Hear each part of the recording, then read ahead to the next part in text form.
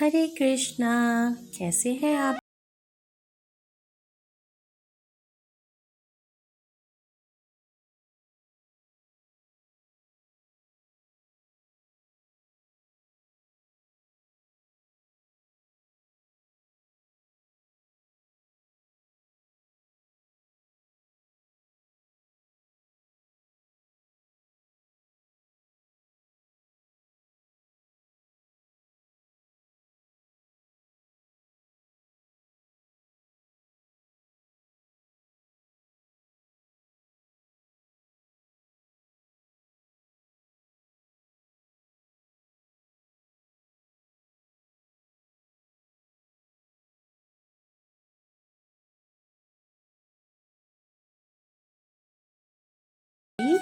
ज्यादा देर टिकने वाली नहीं थी।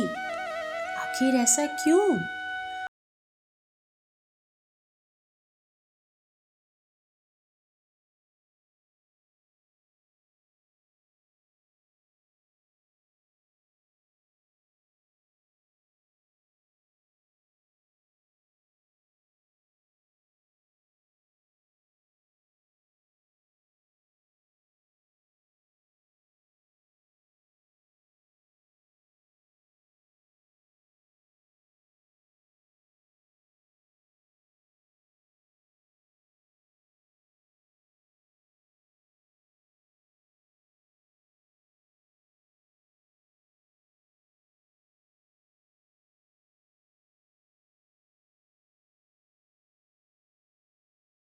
एक बार उसने एक महान ऋषि, कुछ कथाओं में नारद मुनि का उल्लेख किया गया है, यानी कि उनका अपमान कर दिया इस अरिष्टासुर ने।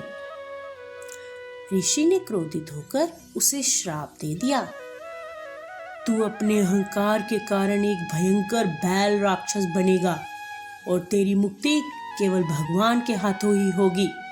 सुन रहा है ना अरिष्टासुर, तू घमंड में चूर चूर हो रखा है।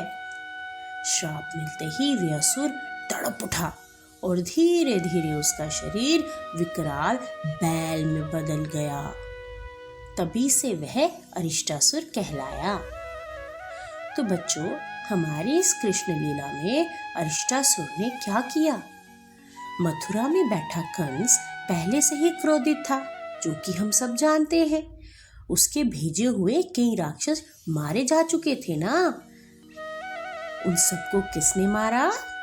कृष्णा ने। जब उसे अरिष्टासुर के बारे में पता चला तो उसने उसे बुलाया और कहा,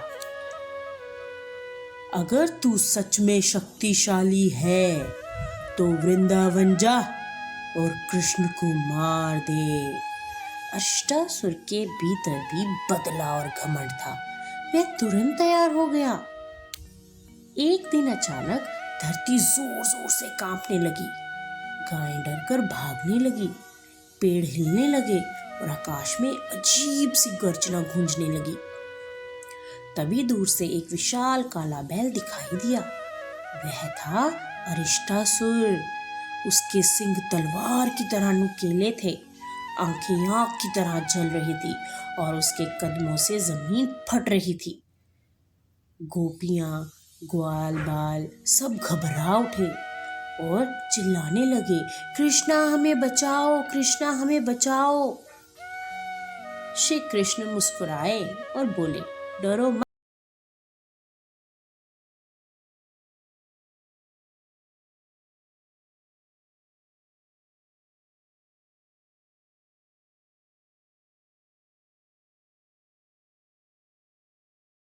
किया, लेकिन कृष्णा फुर्ती से हट गए।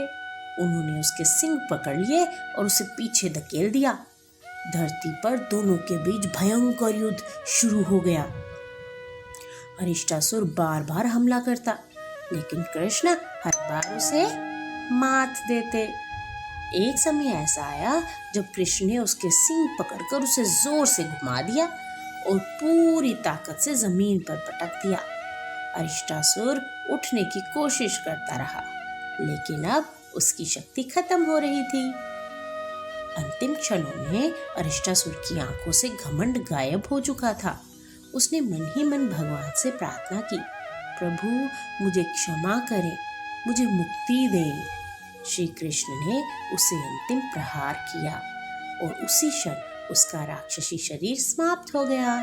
उसकी आत्मा दिव्य प्रकाश में बदलकर भगवान में विलीन हो गई। आकाश से देवताओं ने फूलों की वर्षा की। चारों ओर जय श्री कृष्ण के नारे गूंजने लगे और ग्वाल बाल गोपियां सब खुश हो गए। सबने कृष्ण को गले लगाया।